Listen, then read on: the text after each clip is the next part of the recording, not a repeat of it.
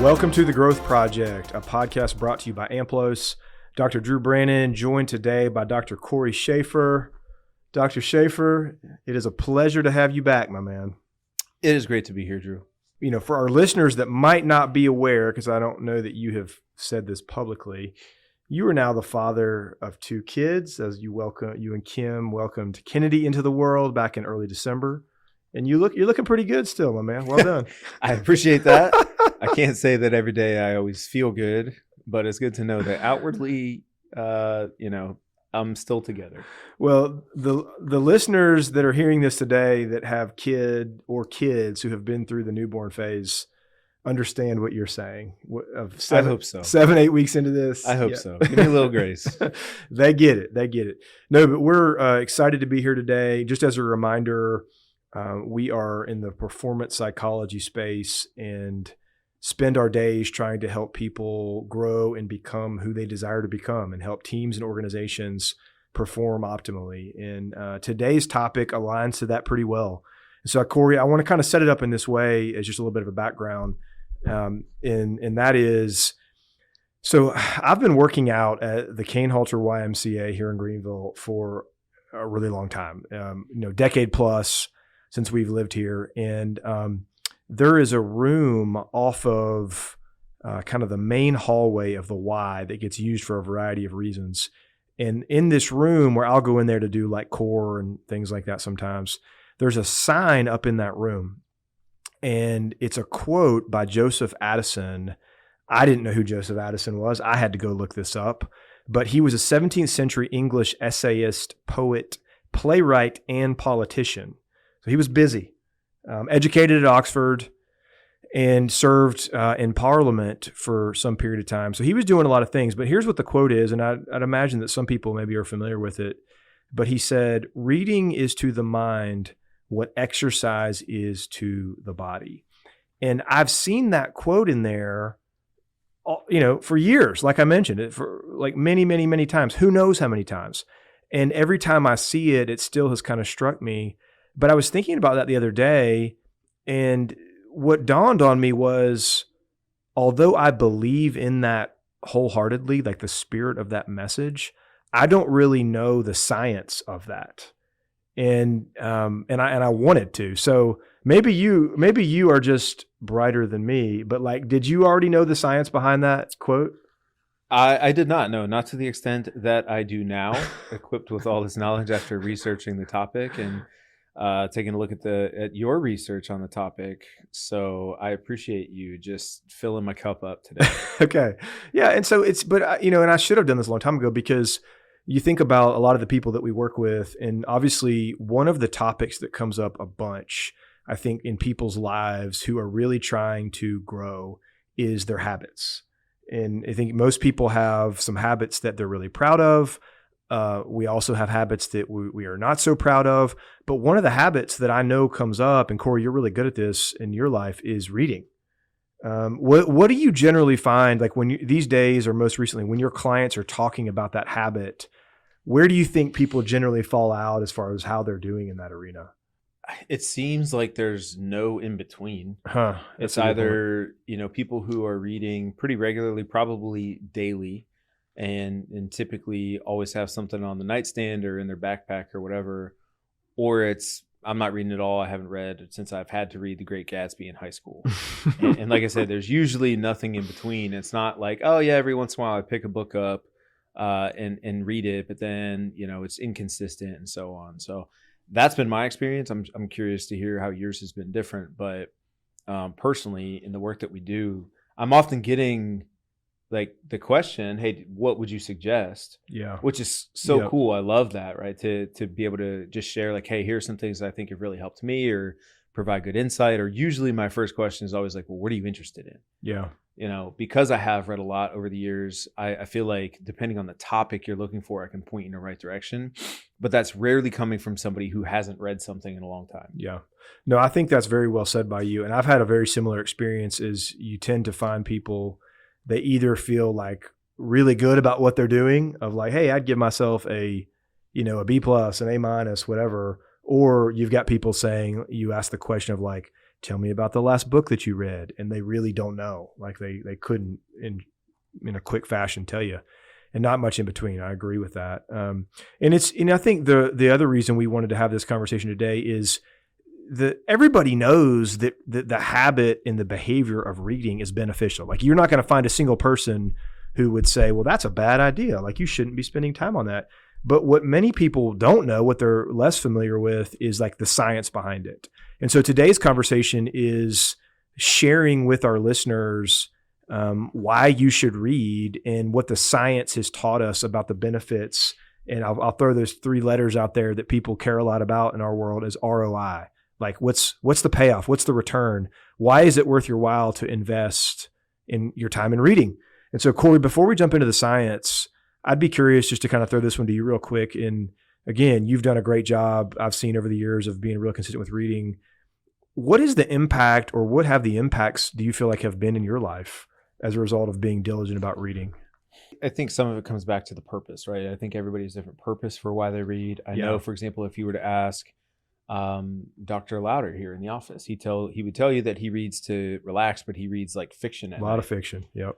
I have read some fiction over the years that was more just exploratory and to kind of check a box and say that I did. I tend to read more nonfiction, and it's usually for the very clear purposes of like helping me in my job and just expand my knowledge base and get different perspective and so on. And so I feel like it meets that need.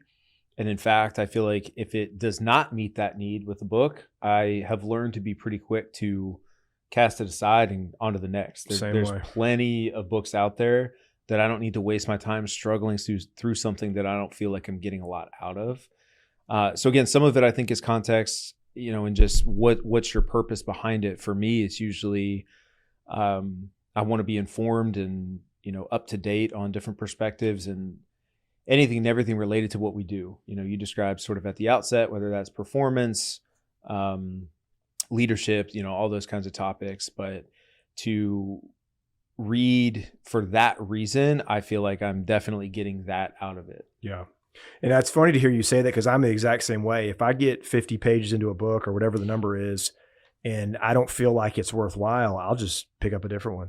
Yeah, and I don't mind doing that. That's definitely not an indictment on the writer or anything, because there are some books that I feel like I've pushed to the side that if you look it up on Amazon, it's getting a 4.8 out of 5 or something, but it's just like, for whatever reason, it's not clicking with me. The writing style, something about it, or it could just be, hey, this time, this really isn't the topic that I'm interested in. Yeah. So let's go to the next. But that's been my experience. Yeah. So good. I mean, a lot of impact, and it's been cool to see you integrate a lot of what I've seen you reading into our work over the years. Okay. So let's jump into this. And so we're talking about, what does the science say about the benefits and the ROI of reading? And I'll throw the first one out there. And it relates to our capacity as humans to focus and concentrate. Now, I think you and I would agree on this one. Our attention spans as humans are not lengthening. Like, if you follow the data on this over the last, 5-10 years, we are not getting better at focusing. And why is that so important? I mean, in the world that we live in, because high performance usually requires focus, correct, and concentration for extended periods of time. So, put simply, in the areas of things that I care about, I think it matters in that aspect. I think obviously think about our kids and going through school. It matters. Yep. Looking through that lens. So those are the ones that stand out for me. Right. And so this is all happening when we're talking about focus and concentration. Let's go to the kind of the anatomy of this a little bit. It's happening in the prefrontal cortex of your brain. That's where this is housed when it comes to functioning within your brain.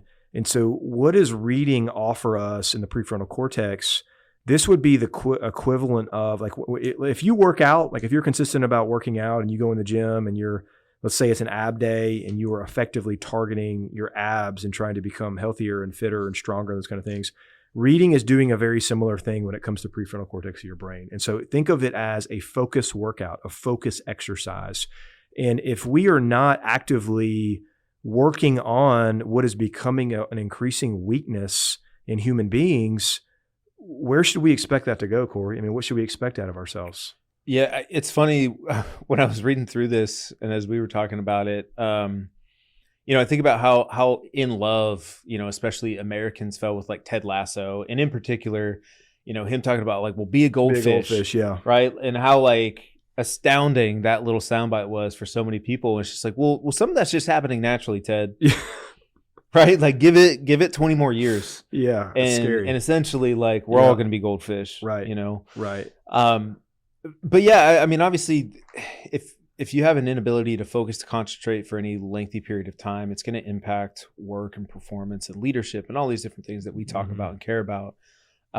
That's not a great direction to go down. I think it's just fascinating for our leaders to understand. And I think you and I just find it just really interesting that one of the things that can do that, obviously no cost to you other than the book itself. And if that's a hurdle, go get a library card, but just read. Yeah. And how that has been shown to increase focus and concentration is really fascinating. And I'll make one last comment on that. And this isn't, I don't know that you can really pinpoint this effectively in the studies or the data on this, but I think part of this relates to stillness. You've done a lot of work in that area, but most people, if they're reading a book, they have like found an opportunity. They've gotten away from, ideally, noise, distractions, whatever. And like they've created some degree of stillness, and that practice alone is beneficial. And then now you're reading in a still type scenario or environment. You're also kind of retraining your brain to be able to be comfortable in still scenarios. Some people, they can't focus because they're not comfortable with stillness. Like they need noise, they need something. And reading in a moment of stillness is truly, think of it as performance enhancement for your focus capabilities. Well, even if you think about the process of, this is maybe where I think it works for fiction, nonfiction, but especially think about fiction. Yeah.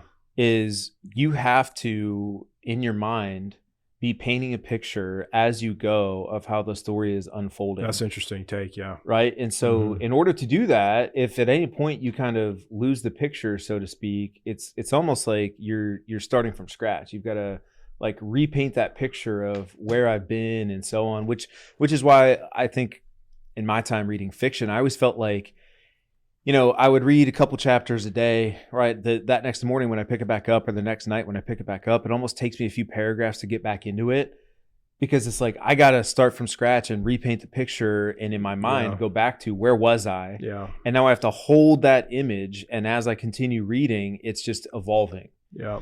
And that actually, I'm going to take us on sort of a branch of that at this point. Research that's showing that brain connectivity increases through reading. And so I looked into this a little bit. I'm not going to get too deep in the weeds on it, but what's actually happening is there's an improvement in the activation of our corpus callosum, which is the connective tissue between your left and right regions of your brain. And so if you think about that, it's increasing the communication between the left and right parts of your brain, like the analytical and the creative parts of your brain. Think about especially reading fiction, and there's some specific research here related to fiction, that fiction readers experience better connection with critical thinking in ways that are very distinct from nonfiction. And I think that's exactly wise, because there's such a back and forth between, I've got to literally paint this image in my mind from scratch, but then also use logic to try to understand sequence and chronological order of things and so on. Like, it's really, really fascinating. So not only is it improving focus and concentration specifically, but it's also increasing critical thinking, which is something that also is running short in society. That, I guarantee you that is pulling on the same thread neurologically that block and variable practice do. If you're not familiar with those terms, that's not what today is about. But the whole premise of why variable practice is so key for improvement of any skill is what you just said, of your brain is required to lay down new neural pathways that are totally novel. Like you're laying these tracks down, what you're saying there is we're making connections. So my one interpretation and application of that, what you just shared, is for anybody who works in any creative space or industry that is predicated on innovation and creativity in problem solving, reading fiction is a workout. Yes. That's pretty fascinating. Yes. Pretty interesting. And beyond that, just reading in general is going to make you a better reader and writer. We probably could have started with that, right? Yep. Just in general, like sentence structure, new words, your vocabulary increases and so on, all of that. But yeah, specifically, and this is why I wanted to look a little bit into the fiction, nonfiction stuff, because I assume we have some listeners here who are probably strictly one or the other, like you and I are. Yeah. Like we described Milt is. And so, yeah, some really interesting stuff there, and even the benefits of reading fiction. So maybe you and I need to start a book club. Hey, it might be time for me to pick up a fiction book. It has been a while. I really could not tell you the last time I read a book. I took a deep dive a couple years ago and read a few, and I mean, it's good. Was that your Harry Potter craze? It was not my Harry Potter craze. Okay.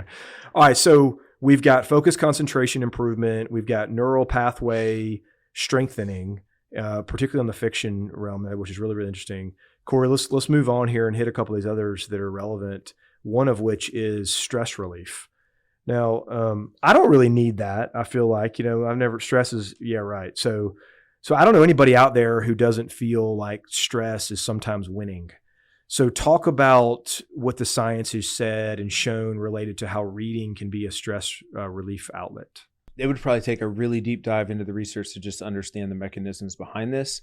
Because again, the questions that immediately come to mind for me, and I just have the tendency to do this. You know me well enough. I'm always going to question like, okay, well, what kind of books are we talking about here, and who's reading them, and so on, right? Because again, I even know this just anecdotally. You talk to Milt, and why does he read fiction?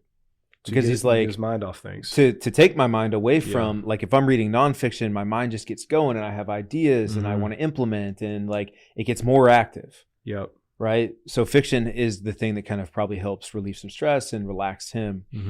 Other people, again, if you're reading some intense thriller novel, is it really relieving stress? Or like, I would imagine we'd probably see a stress response if the book is intense enough and you're engaged enough and so on. Could be. But I think in general, the point is that you're giving yourself this extended period of time, as we described, where you're solely just focused and concentrated on one task, and coming out of that, whether it's just 15 minutes or it's an hour, I would almost akin that to like a very meditative experience. Yeah. And what you're doing there is your mental resources are dedicated and focused to just this one thing. And there's not this simultaneous, battle in your mind for the resources of your time and energy and cognition. And so I think it probably does have a relaxing, there's just a relaxing impact. Probably that umbrella is regardless of what you're reading and so on. Yeah. That's my hunch. Yeah. And I think there's multiple mechanisms that are at play here, but I agree with what you just said. In fact, some of the data has shown that that consistent reading behaviors are an effective way to lower blood pressure. And I think some of that is what you just said right there of like, okay, well, these are people who are creating dedicated time and space to take a deep breath, sit down, read your book, slow your heart rate down. And that's really beneficial when it comes to blood pressure. So I think that's one mechanism that makes a lot of sense. I think another one that I don't know how effectively this has really been studied, but we've talked about this plenty even on the podcast, the fact that stress is something that can make a person very selfish. And part of what we mean by that is it has a tendency to drive you up into your own head and to begin to think about the problems you were experiencing in a very kind of vacuum type way of like, you forget there's other things going on in the world. You can get very insular. You can begin to create a narrative in your mind that is removed from reality, irrational thoughts. There's a million ways to say this. One of the things that reading does is it disrupts that. Yeah. It creates a perspective shift. It gets you out of your mind, which as a result of that lowers stress because you've pivoted. You are no longer just fixating on that thing or things that have held you hostage emotionally. Yeah. In fact, I think one of the things I have seen in people in my life, I think, resort to books when they're stressed because they know how good they feel, and they just can immerse themselves in the book. And Yeah. and maybe you could say it's a little bit of an escape mechanism. Yeah, it could be. Right. But the point is, I think they're coming out of it generally feeling pretty good. Yeah. I can think of far worse escape mechanisms that I've seen other people pursue. Yeah, no doubt. Okay, let's talk about some of the other kind of medical application. Take us into this next one here. There's some research that shows that reading can help prevent dementia and Alzheimer's, protect against them, I should say. So why don't you expand on that a little bit? Yeah, so this has been studied, and of course, I should preface it with this. When you begin to think about preventative measures or protective mechanisms against dementia and Alzheimer's, there are no like categorically positive things out there. Like it's not, every study does not return this overwhelming response. So we're not by any means trying to say that this is, hey, if you would just do this, not what we're saying. But the study that we were looking at specifically showed that about 33% of the brain analysis visual info in studies that older adults who participate in cognitive activity throughout their life are less likely to experience mental decline. So a third of these people who are consistently reading, it's been shown to be a protective mechanism against mental decline. And then there's other versions of doing this. Another study here looked at brain activities such as reading, chess, or puzzles, similar activities, 2.5 times less likely to develop Alzheimer's disease than those who spend downtime on less stimulating activities. Another example of a study of where these activities have proven to or shown to be protective mechanisms. Again, I think it's similar just to the idea of if our learning expert Brian were in here, he would be talking about just the retrieval practice that's involved. Yeah. And again, you're really using, and that's kind of what the picture I was trying to paint earlier. You're using your memory. You're engaging with. It's saying here like the visual part of your brain to hold that information in place, and apparently that's what they're saying is there's a protective element to that. I mean, 2.5 times less likely to develop Alzheimer's is a pretty significant result. Yeah, right. And I feel like this is a perfect example of what we've talked about in the habits research, right? Because what do we always say? Your good choices typically pay off down the road. Your bad choices pay off immediately. And that's why people make bad choices sometimes, right? If I walk into the break room and there's a box of donuts and a salad, well, if I choose the donut, the benefit I get from that happens immediately. Whereas if I choose the salad, I'm delaying my gratification, I'm delaying my benefit. It's a simple, same thing with reading of if I have, if I'm choosing between social media and reading, well, there's social media, the people that design those things are not fools. And there's some immediate dopamine payoff associated with doing that, but there's no data to demonstrate that helps you protect against things such as Alzheimer's and mental decline. Yeah, and I mean, that's a good segue. I think the next one that's really interesting is just there is research that shows that reading can actually lead to better sleep. Yeah. And again, I think what's interesting here is there's more of like my deep psychology knowledge. My wife is going to crush me for not knowing this. I hope she does. But probably like a mediating effect here, because reading is really taking the place of what? Probably screen time. Yep. Which has been shown to make sleep worse. Right. So by having a book in your hands and reading it and not having a screen, I think there's some type of a mediating relationship there. Yep. Where again, it's just you're filling that void. You're allowing your mind, as you mentioned, to just be a little bit more still, a little bit more calm. Your blood pressure, heart rate, all of that is probably naturally dropping. And I think it makes the transition to sleep a little bit easier. This is one area where I will say I feel the difference here when I've done this.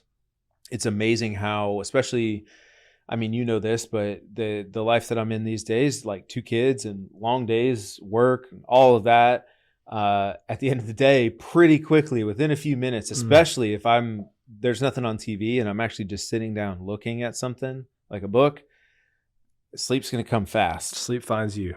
That's right. That's right. Yeah. And so it definitely operates like that. And, on that topic too, of how it's improving sleep quality, I'll throw this in and I'll state this first. I don't have any great science for this. This is anecdotal only, but the number of people over the years who have made this statement to me, I don't know the number, but it's a huge number of people will say, when I am reading on a consistent basis, it's amazing how many other things in my life are going well. And I just don't tend to see it as a habit that, like, I think it's rare and unique to see a person who is not working out, not eating well, not sleeping well, and is reading a ton. Yeah. Like people don't do that.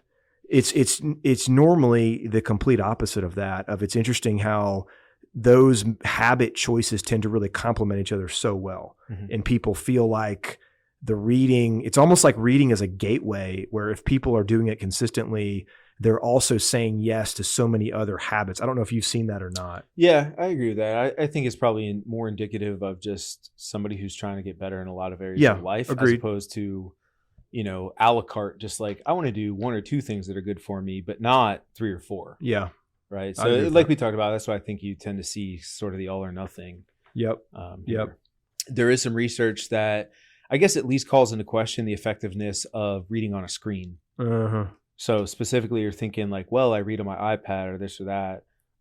There are probably questions related to that, again, probably more so because of the blue light, or maybe now your reading is distracted reading if you're getting notifications and that kind of thing. So yep. I think it's worth to at least throw out the caveat. I will also mention this for the sake of transparency. I think it's really fascinating how this research is going to look 10 years from now, 20 years from now.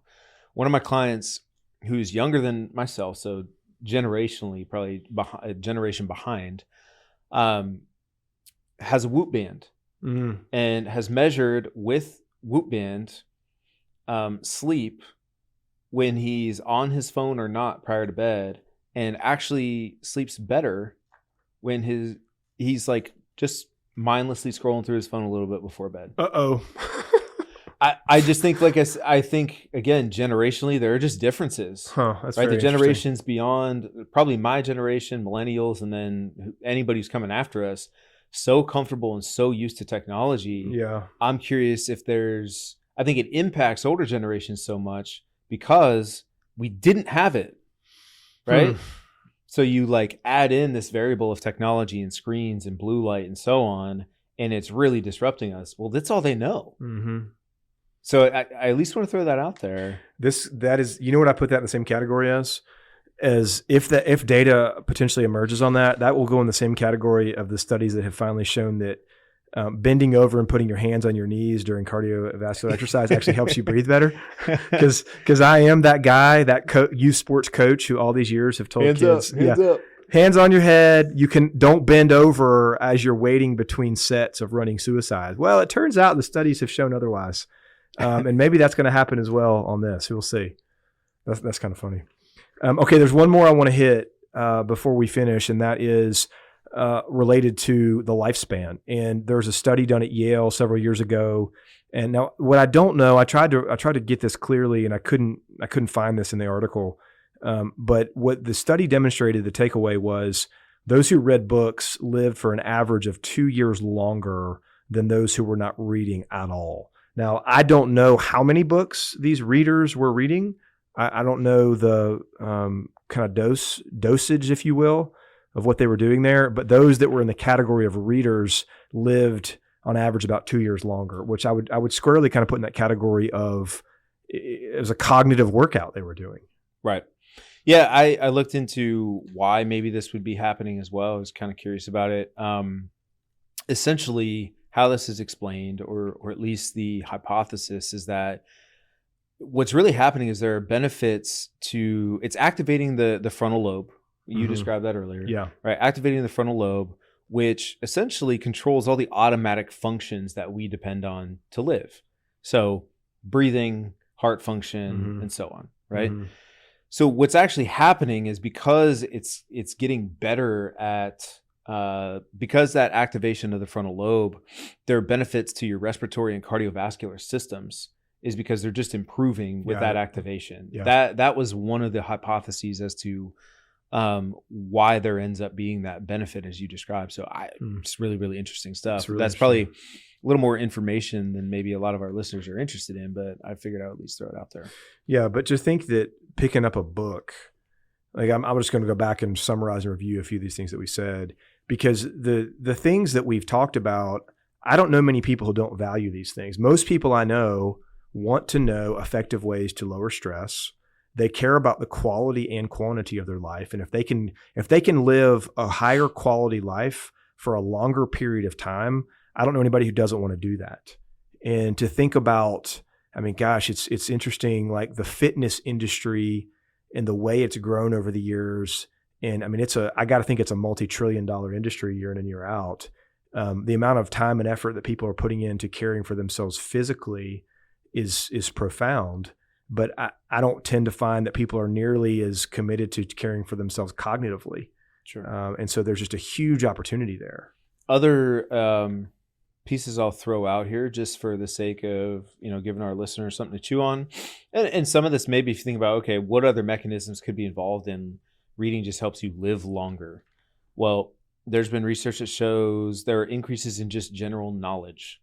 Does knowledge could that help or aid in you living longer? Maybe. I would say yes. Better understanding of other cultures and social cognition. Mm-hmm. I would think that would help. Human beings are social beings, right?